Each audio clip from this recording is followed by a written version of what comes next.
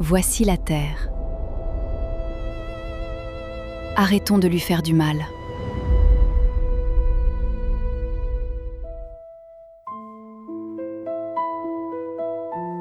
Vue globale de la planète. La séquence s'ouvre sur une vue d'ensemble de la Terre flottant dans l'immensité sombre et parsemée d'étoiles de l'espace. L'axe de vue est centré sur l'Afrique, l'Europe et le Moyen-Orient. Les nuances ocre du désert du Sahara, le bleu profond des océans et les formations nuageuses blanches sont distinctement visibles. Une voix off féminine prononce « Voici la Terre ». La Terre, formée il y a environ 4,51 milliards d'années par l'accrétion de gaz et de poussière de la nébuleuse solaire, est la seule planète connue pour abriter la vie. Le désert du Sahara, dont l'immensité est frappante sur cette image, n'a pas toujours été une étendue aride. Il y a environ 10 000 ans, durant une période appelée le subpluvial néolithique, cette région était verte, humide et parsemée de vastes lacs, avant que des variations de l'orbite terrestre ne modifient drastiquement le climat nord-africain. L'atmosphère et la traînée de pollution.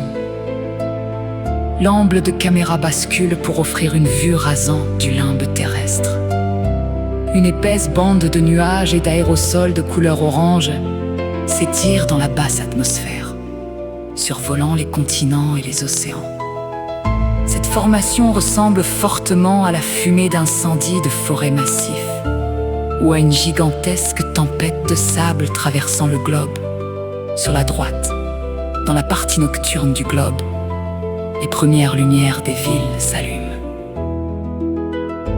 La capacité d'observer l'atmosphère et ses composants à l'échelle globale est relativement récente. Elle a véritablement débuté avec le lancement du satellite TIROS 1 en 1501. Ces outils satellitaires sont aujourd'hui indispensables pour retracer l'histoire du climat moderne et mesurer l'impact de l'ère industrielle, révélant comment les particules, qu'elles soient issues de phénomènes naturels ou de la pollution humaine, voyagent d'un continent à l'autre en quelques jours. La caméra surplombe un gigantesque ouragan. La formation nuageuse en spirale est d'une densité extrême, formant un disque blanc éclatant dominé par un œil parfaitement dégagé en son centre.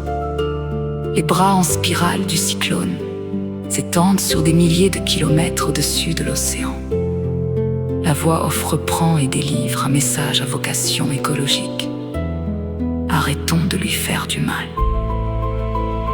Le mot ouragan tire son origine du terme taïno huracan, qui désignait le dieu des tempêtes et du feu dans les mythologies des Caraïbes et de la Mésoamérique. Historiquement, ces tempêtes dévastatrices frappaient les populations sans le moindre avertissement préalable.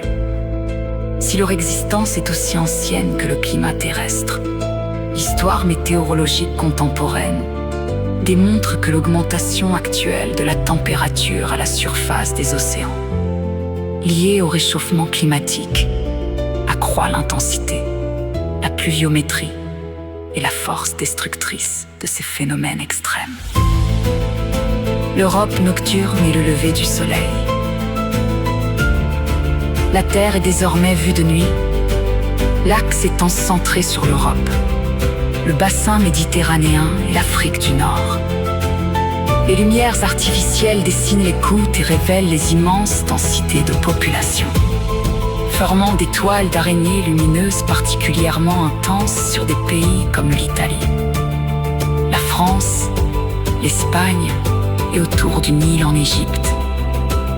Dans les dernières secondes, le soleil émerge à l'horizon gauche, perçant l'obscurité avec un halo éblouissant et repoussant la ligne du terminateur.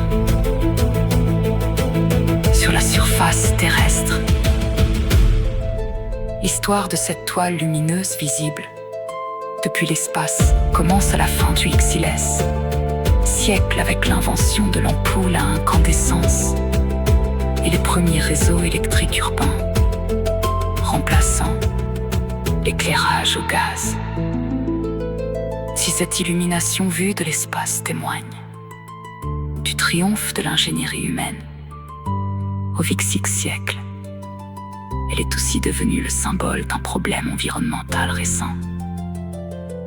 La pollution lumineuse, celle-ci, mesurée depuis l'espace, depuis les années notre sentence, masque la voûte céleste à une majorité de la population mondiale et perturbe gravement les cycles biologiques de la faune nocturne.